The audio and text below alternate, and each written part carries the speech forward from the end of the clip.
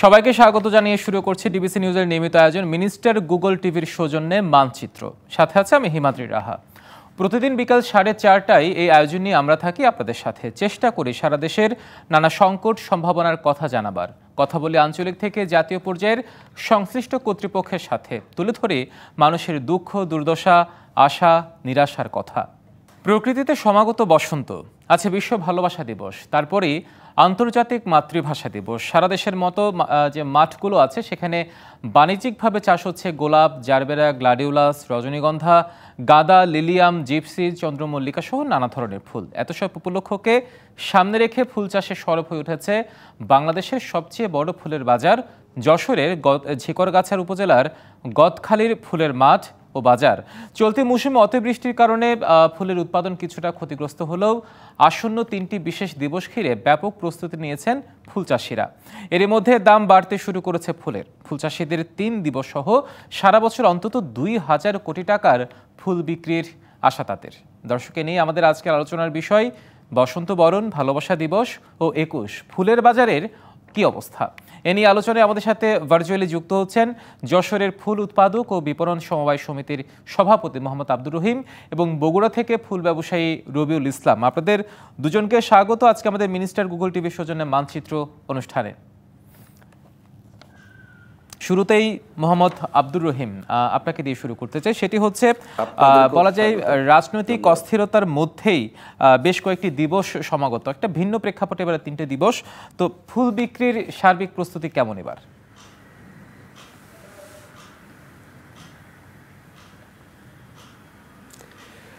আমাদের যশোরের গদখালি পানিসর অঞ্চলের ফুল চাষিরা মোটামুটি প্রতি বছরের নাই এবছরেও ফুল উৎপাদন, পরিচর্যা এবং আগামী যে বসন্ত ভালোবাসা এবং 21 উপলক্ষে মোটামুটি প্রস্তুতি ব্যাপক চলছে এবং আশা করছি যে ভালো দামই পাবে। যদিও আমাদের ইতিমধ্যে ফুলের, বিশেষ করে গোলাপ ফুলের দাম অনেক বেড়ে গেছে এবং বসন্ত ভালোবাসা দিবস উপলক্ষে ফুলের দাম বেশি থাকে। তো গোলাপের দাম যেমন গত বছর আমাদের প্রতি পিস গোলাপ 25 টাকা করে 2500 টাকার সব বিক্রি হয়েছে এবং অন্য ফুলের দামও কিন্তু মোটামুটি ভালো ছিল।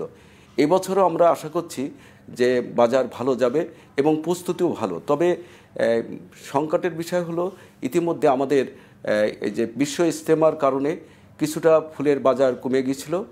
আর আগামী যে 14ই ফেব্রুয়ারি আমাদের ফুলের একটা ব্যাপক বাজার এবং আমাদের কৃষকরা এই 14ই ফেব্রুয়ারি 21শে ফেব্রুয়ারি উপলক্ষ করেই মোটামুটি অনেক টাকার ফুল বিক্রি করে লাভবান হয়। তো যদি এই দিন 14 তারিখে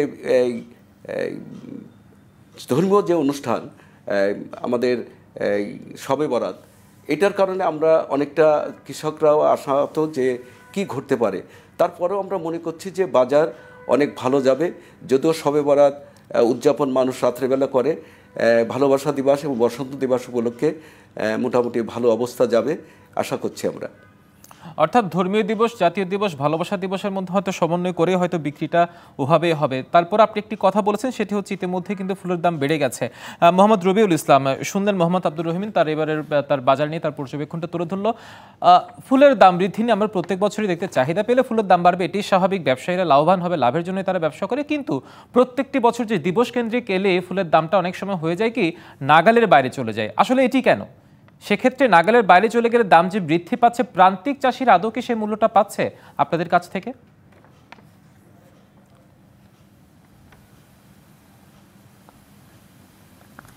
আমাদের বগুড়া আমরা যে ফুলটা কেনা হয়, আমাদের ফুল চাষিরাই অনেক রেট বেশি নেয়, যার কারণে আমাদের ফুলের রেটটা বেশি খরচ পড়ে যায়, যার কারণে বেশি রেটে বিক্রি না করলে আমাদের টাকা উঠে না। তারপর বিভিন্ন কালারের ফুল আইসা এখন দাম তো বেশি, সব জিনিসের দাম বেশি, যার কারণে চাষিরা বেশি দামে বিক্রি করে, রেটের জন্য আমাদের বেশি রেটে বিক্রি করা হয়। অর্থাৎ চাষিরা বেশি, তারা সবসময় বলে যে তাদের উৎপাদন ব্যবস্থার কারণে উৎপাদন কস্টিংটা বাড়তি, সেই জন্য তারা হয়তো বেশি দামে বিক্রি করে। আপনারা বলছেন চাষির থেকে বেশি দামে কিনতে হয়, কিন্তু বাজারে গেলে কিন্তু তার গ্রাহকরা যারা আছে, আমরা যারা ফুল কিনে বা অনুষ্ঠান কেন্দ্রিক, তাদের ক্ষেত্রে কিন্তু একটা ভিন্ন চিত্র পরিলক্ষিত হয়। আপনার ব্যবসায়িক অভিজ্ঞতা কি বলে?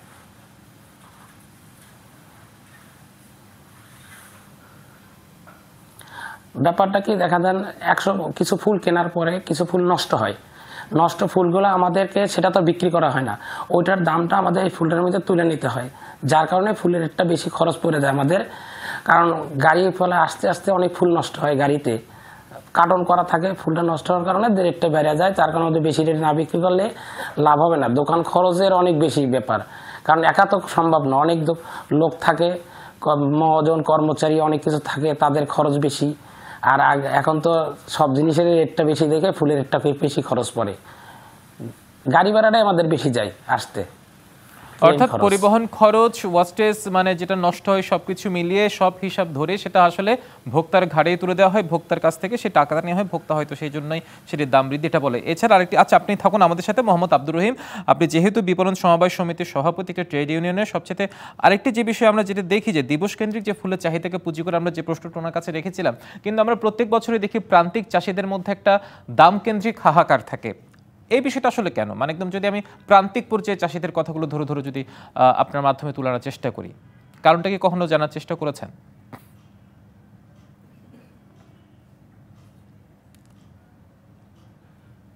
অ্যাকচুয়ালি আমাদের যখন চাহিদা থাকে তখন কিন্তু মূল্য বাড়ে। আর অনেক সময় দেখা যায় কৃষকরা যখন যে ফুলের দাম বাড়তি, শুধু ফুল না, যে কোনো ফসলের ক্ষেত্রে যে একটু দাম যদি বাড়ে তখন সব কৃষকরা একই সাথে এই চাষগুলো করতে যায় এবং উৎপাদন বেশি হয়। চাহিদার অতিরিক্ত যখন উৎপাদন হয় তখন কিন্তু মূল্য আসলে কম থাকে, তখন তারা এই ধরনের হতাশা প্রকাশ করে। কিন্তু আমরা দেখেছি যে অ্যাভারেজ যে মূল্য কৃষকরা পায়, আমরা এর আগে দেখেছি যে কৃষকরা ফুল বিক্রি করে সঠিকভাবে টাকা পেত না। যেমন আমি যদি বলি যে 80-র দশকের কথা, তখন কিন্তু আমাদের এই ধরনের পাইকারি বাজার ছিল না। ঢাকায় যে পাইকারি বাজার আর সারা দেশে যে জেলা শহরে যে বাজারগুলো, রিটেলারগুলো গড়ে উঠেছে, তখন কিন্তু ছিল না। তখন কিন্তু আমাদের এই যশোরের গদখালি বাজার থেকে যে ফুল সরবরাহ হতো, তখন এই রিটেলাররা কিন্তু ঠিকমতো মূল্য দিত না। পরবর্তীতে আমরা একটা আন্দোলনের মধ্য দিয়ে কিন্তু আজকের শাহবাগে ঢাকায় যে পাইকারি বাজার গড়ে উঠেছে, সারা দেশে কিন্তু রিটেলাররাও সরাসরি ফুল আমাদের থেকে সরবরাহ হচ্ছে। এখন কিন্তু আর ওই সংকটটা আসলে নাই।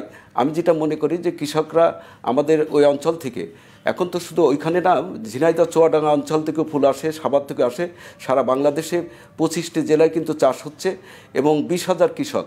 তো এই 20,000 কৃষকের আমি মনে করি এখন অনেকটা লাভবান।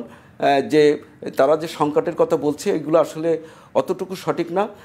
কিছু গ্যাপ আমাদের ভিতরে আছে, সেটা হচ্ছে রিটেলার থেকে ভোক্তা যে মূল্যটা নেয়।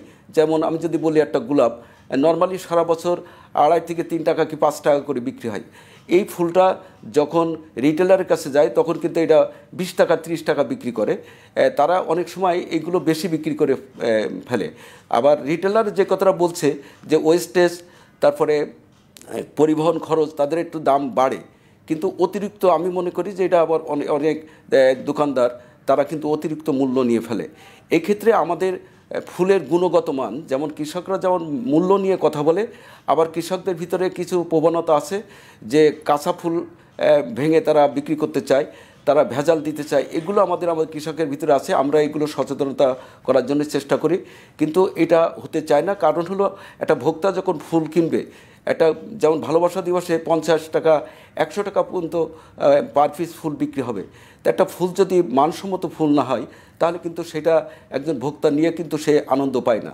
সেক্ষেত্রে আমরা মনে করি আমাদের যে সংকট, যে শর্টিং গ্রেডিং করে ফুল যদি কুলিং চেম্বারের মাধ্যমে মানসম্মত ফুল আমরা বাজারজাত করা, অর্থাৎ বিপণন ব্যবস্থাপনার প্রক্রিয়াগত ব্যবস্থাপনাটাকে আসলে একীভূত এবং সেটি সঠিক ব্যবস্থাপনাটাই দরকার। আপনারা থাকুন আমাদের সাথে, আমরা একটা ছোট্ট বিরতিতে যাচ্ছি।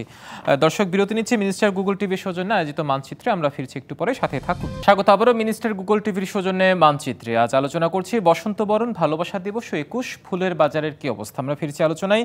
বিরতির পর রবিউল ইসলাম, আপনাকে দিয়ে শুরু করতে চাই। বগুড়ায় এই যে 3টা দিবসের কথা বললাম, এই দিবসগুলোকে ঘিরে আপনাদের সার্বিক প্রস্তুতি কেমন আসলে এবার বগুড়ায়?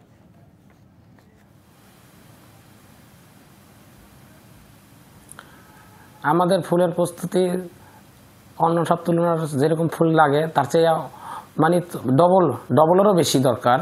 তার কারণ প্রথমে আপনার আজকে 7 তারিখে রোজ ডে, তারপরে 14ই ফেব্রুয়ারি আছে ভালোবাসা দিবস, 21শে ফেব্রুয়ারি, এই পর্বের জন্যে, যার কারণে ফুলের এখন থেকে রেট বেশি হয়ে গেছে। আর যা আমাদের ছিল ফুলের টার্গেট ছিল তার চেয়ে বেশি ফুল নামান লাগিচ্ছে এখন থেকে ফুলের রেট খুব চড়া হয়ে গেছে, রেট বেশি, ডবল বর্তমানে চলতেছে। সব বিভিন্ন আইটেমের ফুল তো, যার কারণে আগে তো মানুষ একটা দুটো কিনতো, আর এখন সব এই রোজ দিতে শুরু করে 14 ফেব্রুয়ারি পর্যন্ত ফুল একের পর কম বেশি করে সবাই কিনবে। আর 21 ফেব্রুয়ারি আমাদের বড় প্রোগ্রাম তো, যার কারণে তখন ফুল লাগে বেশি, যার কারণে ফুলের রেটটা বেশি পড়ে যাচ্ছে, বেশি একেবারে অনেক বেশি। আর এই 14 ফেব্রুয়ারি যার দরকার 10টা সে নেবে 5টা 2টা, কারণ ফুলের রেটটা বেশি দেখে তারা একটু কম করে কিনবে। কিন্তু ফুলের চাহিদা যে বেশি, ফুল তার প্রতিদিন যা হয় বাগানে তাই হবে, তার চেয়ে বেশি কেন না। আর বাগানার কিছু ফুল স্টক করে, তারা ফুল বাগানে স্টক করে, যার কারণে ফুলটা বেশি ফুটে যায়, যার কারণে আমাদের ফুলটা আসতে দেখা যাতে নষ্ট হয়, রেটটা বেশি পড়ে যায়, যার কারণে অনেক ফুল। নিশ্চয়ই, আপনি থাকুন আমাদের সাথে। মোহাম্মদ আব্দুর রহিম, আপনার কাছে যে প্রশ্নটি রাখতে চাই সেটা হচ্ছে, একটি বিষয় দেখা যেত একসময় যে আমদানি করা হতো ফুলগুলো, সেগুলো এখন আমাদের দেশে চাষ হচ্ছে। যেমন গাজীপুরে যদি বলি টিউলিপের কথা, লিলিয়ামের কথা, জারবেরার কথা, এগুলো এখন আমাদের দেশে প্রচুর উৎপন্ন হচ্ছে। অর্থাৎ আমদানি নির্ভরতা কমে আসছে, ফুলগুলো সহজলভ্য হচ্ছে। এই বিষয়টাকে কেন্দ্র করে আমি যদি বলি রপ্তানির বাজারটাকে কীভাবে আর একটু বাড়ানো যায় আমাদের ক্ষেত্রে, হয়তো একটা গবেষণা বলছে $500 মিলিয়ন একটা বাজার ধরার সুযোগ আছে আমাদের বাংলাদেশের ক্ষেত্রে। মোহাম্মদ আব্দুর রহিম, আপনার কাছে প্রশ্ন ছিল সেটি হচ্ছে যে এক সময় যে আমদানি করা হতো ফুলগুলো, সেগুলো এখন আমাদের বাংলাদেশ উৎপন্ন হচ্ছে। যেমন টিউলিপের কথা বলি, লিলিয়ামের কথা বলি, জারবেরার কথা বলি, গ্লাডিওলাসের কথা বলি, এবং আমদানি নির্ভরতা কমছে এবং সহজলভ্য হচ্ছে। এই বিষয়টিকে কেন্দ্র করে আসলে আমাদের রপ্তানি বাজারের সম্ভাবনাটা কতটুকু? মোহাম্মদ আব্দুর রহিম সম্ভবত আমাদের প্রশ্নটি শুনতে পাচ্ছেন না। রবিউল ইসলাম, আপনার কাছে আমরা আবারও ফিরতে চাই। যে বিষয়টি বলছিলাম, আসলে বাজারে কিন্তু ইদানিং বেশ কিছু বিদেশি ফুলের সমারোহ আমরা দেখতে পাই। এর বেশিরভাগ আমদানি নির্ভর হলো একসময়, এগুলো এখন আমাদের দেশের বাজারে তৈরি হচ্ছে। টিউলিপ, লিলিয়াম, যে ফুলগুলোর কথা আমরা বলছি, সব কিছু মিলে এই ফুলগুলোর চাহিদা কেমন, এগুলো জনগণের যারা ভোক্তা আছে তাদের হাতের নাগালে বা কতটুকু, এবং এই বাজারটাকে কেন্দ্র করে আমরা দেশের বাইরে কেমন রপ্তানি করতে পারি, সেই সুযোগ আমাদের কতটুকু আছে? মোহাম্মদ রবিউল হোসেন, আপনার একটু আনমিউট করতে হবে, আপনার ডিভাইসটা একটু আনমিউট করতে হবে, তাহলে দর্শকরা শুনতে পাবে। যশোরের বর্তমানে ফুলে জারবেরা ফুলটা সেট করা হচ্ছে। হ্যাঁ, এখন শুনতে পাচ্ছি, বলুন আপনি। হ্যাঁ, আমাদের যে জারবেরা ফুলটা, জারবেরা ফুল, লিলিয়াম যে ফুলগুলো হয় বাইরের, তারপর আপনার থাই গোলাপ বলে বিভিন্ন কালারের গোলাপটা হয়, সেই গোলাপের রেটটা বেশি। কিন্তু এই গোলাপটা এখন বর্তমানে বিভিন্ন জেলায় প্রোডাকশন হচ্ছে। আমাদের বগুড়ায় কিছু থাই গোলাপের বাগান আছে, জারবেরা সেট করা আছে, তাদের ফুলটাই আমাদের নেই। আর যশোর থেকে আমাদের আনতে হয়। আমাদের বগুড়ার যে লোকাল ফুলটা হয়, এটাতে আমাদের চাহিদা পূরণ করা সম্ভব না, যার কারণে আমরা যশোর থেকে ফুলটা আনি। আমাদের বগুড়ার চাহিদা দেওয়ার পরে যেটা বাসে দরকার হয় সেটা আমরা যশোরতে নেওয়া হয় বেশিরভাগই। কিন্তু যশোরের ফুল ছাড়া সম্ভব না, আমাদের বগুড়া ফুল দেওয়া কখনো আমাদের ব্যবসার টিকে রাখা সম্ভব না। মোহাম্মদ আব্দুর রহিম, এবার আপনার কাছে ফিরতে চাই, আপনি কি আমাকে শুনতে পাচ্ছেন? মোহাম্মদ আব্দুর রহিম, আপনার কাছে প্রশ্ন ছিল আসলে আমাদের ফুলকে নিয়ে যে একটা রপ্তানির বাজার আছে, সেই রপ্তানির বাজারটাকে আসলে ধরতে গেলে কতটুকু আমাদের সেই সক্ষমতা কতটুকু আসলে? কারিগরি ত্রুটির কারণে সম্ভবত আব্দুর রহিম শুনতে পাচ্ছেন না। দর্শক, আমরা আজকে মানচিত্রে আলোচনার চেষ্টা করেছি যে দিবসগুলো আছে, এবার আমাদের বসন্ত, ভালোবাসা এবং 21শে ফেব্রুয়ারি উপলক্ষে যে ফুলের বাজারটা আছে, সেই বাজারটাকে কেন্দ্র করে আমাদের দেশের পুরো সার্বিক যে একটা ব্যবস্থাপনা ফুলের, সেটি দেখানোর চেষ্টা করেছি। আজ এ পর্যন্তই, দেখা হবে আগামী পর্ব নতুন বিষয় নিয়ে। ভালো থাকুন, সুস্থ থাকুন, ডিবিসির সঙ্গে।